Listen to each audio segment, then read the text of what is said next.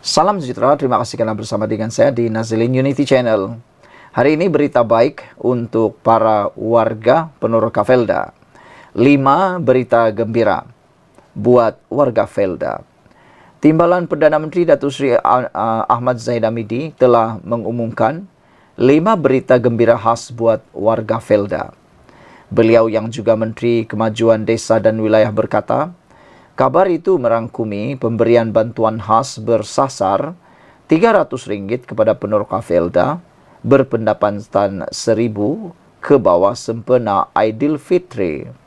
Menurutnya, kumpulan itu juga bersama kelompok Ponorogo berpendapatan RM1,001 hingga RM2,000 akan menikmati penangguhan potongan hutang tidak termasuk kos operasi ladang untuk hasil bulan Mac. Selain itu, katanya, pembinaan infrastruktur baharu juga akan dilaksanakan selain penyelarasan program oleh Majlis TVET Negara. Jelasnya lagi, Felda juga menyasarkan sekurang-kurangnya 50 orang anak tanah. Rancangan itu menyambung pengajian di Universiti Kuala Lumpur UNIKL. Peluang menyambung pengajian di UNIKL itu khusus dalam kursus pendidikan dan latihan teknikal dan vokasional TVET pada sesi pengambilan akan datang. Zahid merangkumkan kesemuanya 5 berita gembira itu malam tadi di laman X rasmi beliau. Kemarin beliau yang juga ahli Parlimen Bagan Datuk mengumumkan kabar baik itu semasa Majlis Santunan Kasih Ramadan Kementerian Kemajuan Desa dan Wilayah bersama warga Felda di Dewan Besar Maktab Rendah Sains Mara MRSM Felda Trolak. Sekian dulu untuk kali ini. Jangan lupa share video ini. Kita jumpa lagi. Bye-bye. Salam sejahtera. Terima kasih karena bersama dengan saya di Nazilin Unity Channel. Hari ini kita digemparkan satu lagi berita berkait dengan aman Palestin. Baru-baru ini kita digemparkan dengan pendedahan di mahkamah yang mana melibatkan pertuduhan yang dibaca hampir 2,5 jam gara-gara pertuduhan yang amat banyak terhadap amat Palestin, yang mana ada tuduhan mengatakan bahawa mereka menyalahgunakan dana dengan membeli pelbagai barangan termasuklah emas berkilo-kilo sehingga kan banyak sukarelawan ataupun staf yang bekerja di Aman Palestin terpaksa direhatkan. Mereka terpaksa mengecilkan operasi mereka. Hari ini berita buruk lagi diterima oleh Aman Palestin. Apabila Aman Palestin gagal dapat kebenaran mencabar pembekuan 11 akaun mereka. Mahkamah Tinggi Kuala Lumpur hari ini, pagi tadi, menolak permohonan kebenaran semakan kehakiman Aman Palestin untuk mencabar keputusan SPRM membekukan 11 akaun bank milik kumpulan itu. Ketika dihubungi peguam kumpulan itu, Muhammad Rafiq Rashid Ali mengesahkan bahawa Hakim Amarjit Singh menafikan kebenaran. Aman Palestin pada 31 Januari lalu memfailkan cabaran undang-undang terhadap tindakan SPRM membekukan akaun banknya dan beberapa lagi entiti. Pembekuan itu dibuat setelah Aman Palestin, NGO yang ditubuhkan untuk membantu rakyat Palestin,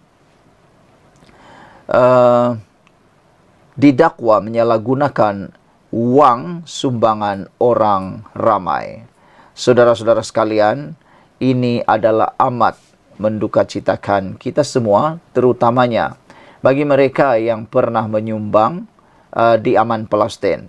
Apabila pertuduhan dibacakan dan didakwa Aman Palestin menyalahgunakan wang sumbangan orang ramai, orang mula meragui kesahihan dan juga meragui ke mana uang mereka yang mereka dermakan itu.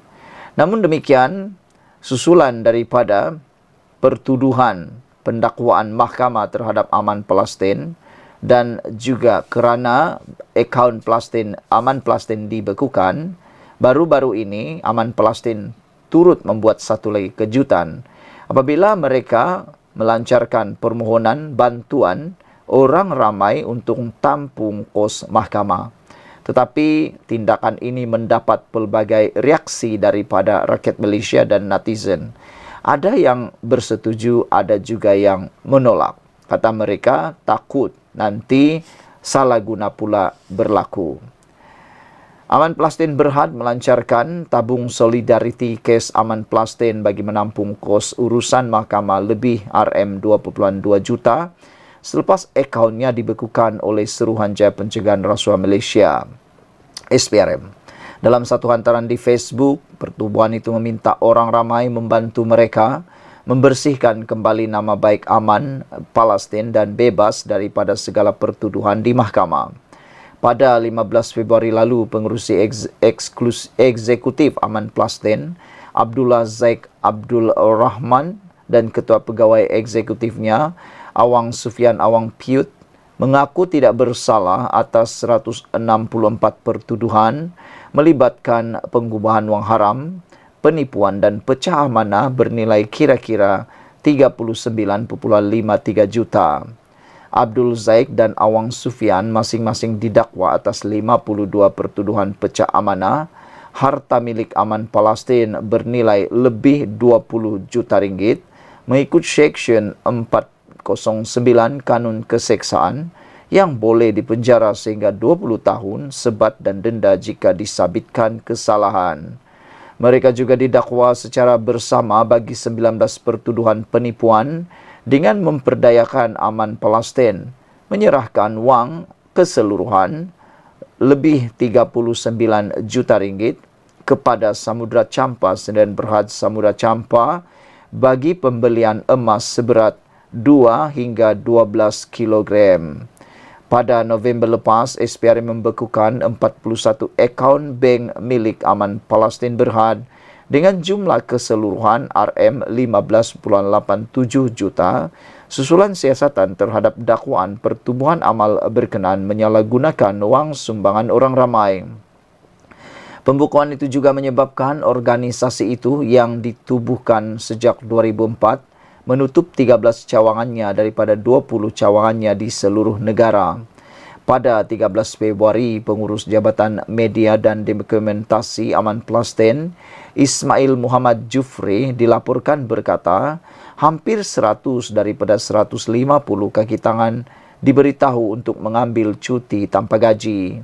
Susulan tindakan SPRM, bekas Perdana Menteri Dr. Mahathir Mohamad meminta Suruhanjaya itu membenarkan Aman Palestin menghantar bantuan sebanyak RM10 juta kepada rakyat Palestin.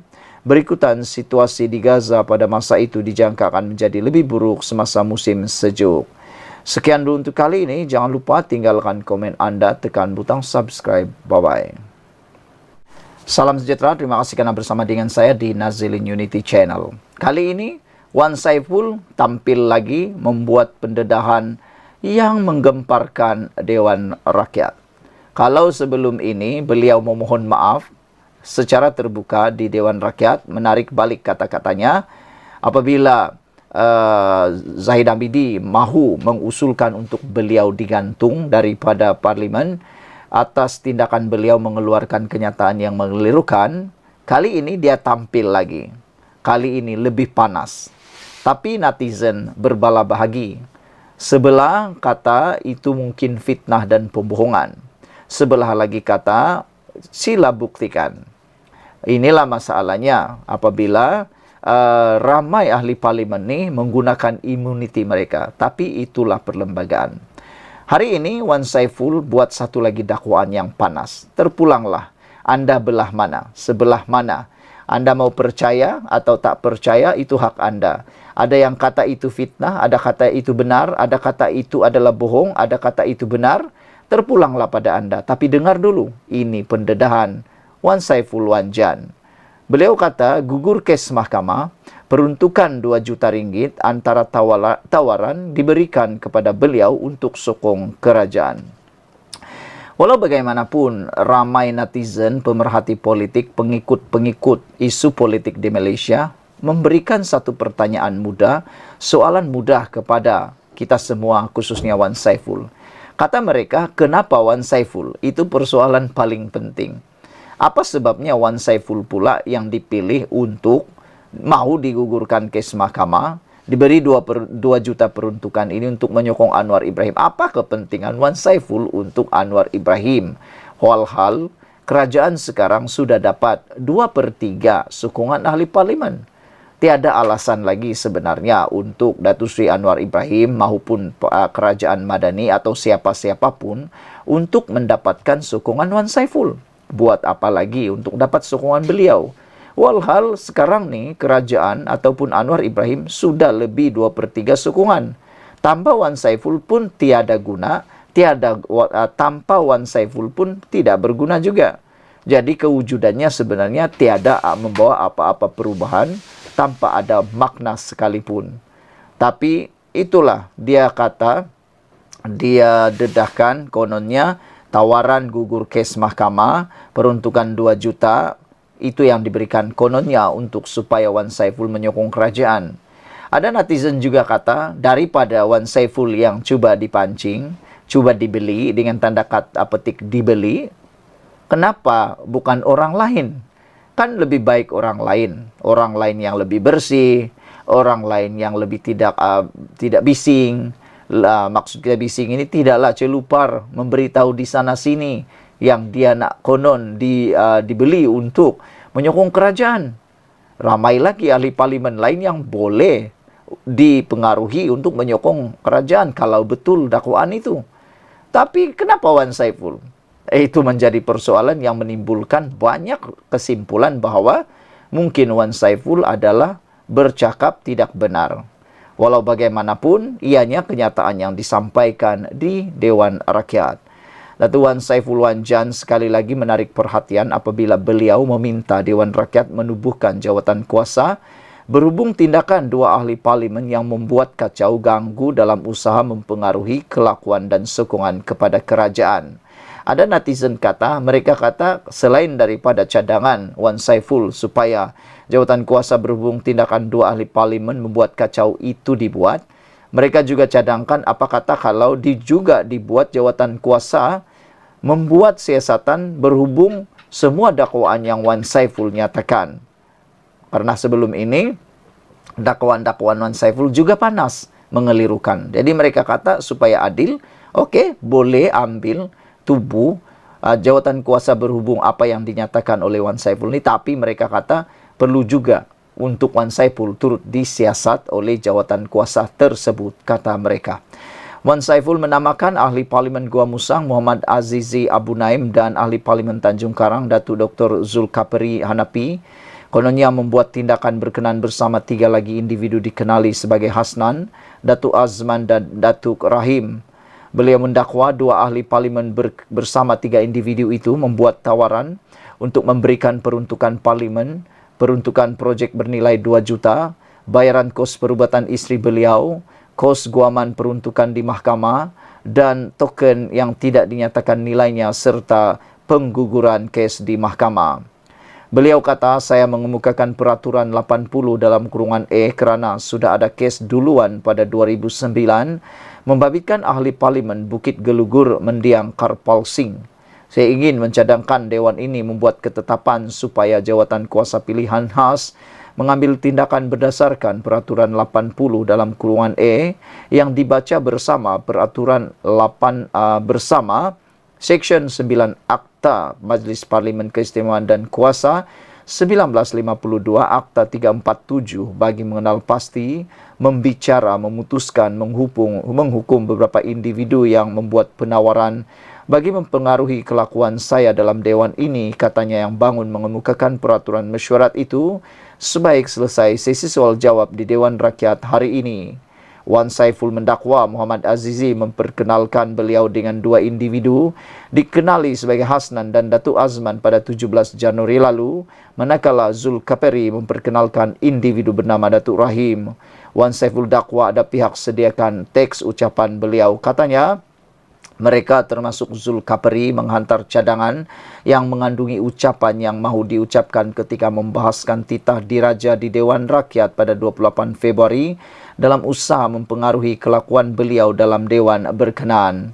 Saya menganggap ini usaha kacau ganggu melalui penawaran dan ancaman yang salah kepada saya sebagai ahli Dewan Rakyat yang mana berlaku tindakan menghina majlis berdasarkan Seksyen 9D dan 9E Akta 347 dan boleh jika disabitkan dihukum di bawah akta sama. Justru saya memerlukan pembentukan jawatan kuasa di bawah peraturan mesyuarat 80 dalam kurungan katanya.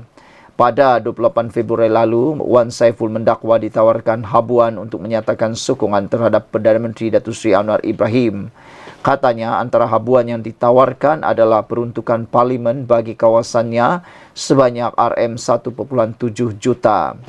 Kesan pendedahan itu, beliau mendakwa tidak sampai sejam dihubungi pihak Suruhanjaya Pencegahan Rasuah SPRM yang memintanya membuat laporan berhubung dakwaan beliau disogok untuk menyokong Perdana Menteri. Minggu lalu, Wan Saiful mendakwa beliau menerima notis SPRM yang disifatkannya mengganggunya sehingga memberi tekanan tidak wajar kepada beliau sebagai ahli parlimen. Beliau menyifatkan notis itu sebagai tidak adil termasuk berbahaya kerana boleh mengancam imuniti ahli parlimen daripada pendakwaan dan keistimewaan ketika berucap atau berbahas dalam sidang Dewan Rakyat. Sekian dulu untuk kali ini. Jangan lupa tinggalkan komen anda, tekan butang subscribe. Bye-bye. Salam sejahtera, terima kasih kerana bersama dengan saya di Nazilin Unity Channel. Ada perbualan dengan kawan baru-baru ini mengatakan bahawa ada beberapa perkara yang harus dilakukan oleh Kerajaan Madani Perpaduan Pimpinan Anwar Ibrahim untuk membantu golongan miskin. Antaranya ialah membantu meningkatkan harga komoditi yang ada di Malaysia khususnya untuk para pekebun. Antara yang diharapkan naik harga ialah seperti harga kelapa sawit untuk para pekebun kecil yang mana adalah para petani di bawah ataupun berada dalam B40, dan yang paling menarik berada di Sabah. Mereka mengharapkan kenaikan harga getah bagi membantu para petani, khususnya petani yang menanam secara kecil-kecilan ataupun para pekebun kecil. Mereka berharap supaya harga getah itu, kata mereka, kalaulah tiba-tiba menjadi RM10 untuk sekilogram bagi harga getah kentalan, mereka kata itu satu berita yang paling baik dan pasti akan dapat memberikan kelegaan pada rakyat dan pastinya akan menaikkan jumlah sokongan kepada kerajaan. Oleh sebab itulah mereka kata kalau betul-betullah kerajaan dapat meningkatkan harga getah sehingga RM10, atau paling tidak pun kembali kepada RM5.5 atau RM6, mereka kata itu sudah luar biasa. Dalam perbualan itu, kami kata itu hanyalah impian kosong. Kami juga berkata mungkin itu adalah omong kosong. Kita berharap kalaupun naik sehingga RM4 itu sudah luar biasa. Tapi nampaknya apa yang disebut sebagai impian ataupun omongan kosong, cerita kedai kopi, kini menjadi kenyataan. Anda tak percaya? Ini beritanya. Baru saja kita terima berita ini, menyatakan bahawa kini harga getah sudah mencecah RM4 sekilogram pada zaman Madani, dan ini tepat pada masanya untuk membantu para petani dan rakyat Malaysia menangani isu kenaikan harga dan taraf hidup yang kini berubah. Tetapi malangnya, macam mana sekalipun pembangkang cuba mengaitkan ataupun tidak memuji perkara kenaikan harga getah RM4 sekilogram ini, haruslah diakui pada era Perikatan Nasional harga getah hanyalah RM2.50 sekilogram sahaja. Jadi siapa yang dapat menafikan perkara kebenaran tersebut? Hari ini seorang aktivis politik iaitu Edi Nur Redwan menyifatkan harga getah sekerap yang meningkat kepada RM4 sekilogram ketika ini adalah sesuatu yang kena pada masanya. Dalam video berdurasi 59 saat di platform TikTok, beliau berkata kenaikan harga getah itu sangat membantu mengurangkan beban sepanjang Ramadan, apatah lagi Syawal yang akan menjelma tidak lama lagi. Katanya, alhamdulillah, Zaman Madani sekarang ini RM4 sekilogram. Harga RM4 ini kena pada waktunya. Sebelum kita teruskan, apa pula pendapat anda dengan kenaikan harga getah RM4 sekilogram ini? Saya bersetuju dan saya turut senada dengan aktivis ini, yaitu Idinor Redwan, bahwa kenaikan harga getah RM4 sekilogram ini adalah tepat pada waktunya, memandangkan umat Islam akan menyambut Syawal tidak lama lagi. Oleh sebab itulah, kenaikan ini pasti dapat meringankan beban mereka semua. Saudara-saudara sekalian, menurut beliau, saya yakin dan percaya ramai penoreh getah cukup gembira dengan berita ini. Ayuh berikan sokongan kepada kerajaan Madani, kata beliau. Zaman Perikatan Nasional dulu, mereka kata sengsara jadi penoreh getah. Macam mana tak sengsara? Harga getah RM2.50 sekilogram. Harga teh ais pun tak lagi mahal segelas, katanya. Kecam beliau terhadap parti pembangkang itu. Susulan kabar gembira daripada kerajaan pimpinan Datuk Seri Anwar Ibrahim itu, beliau berharap agar bebanan kos sara hidup golongan penoreh getah dapat dikurangkan.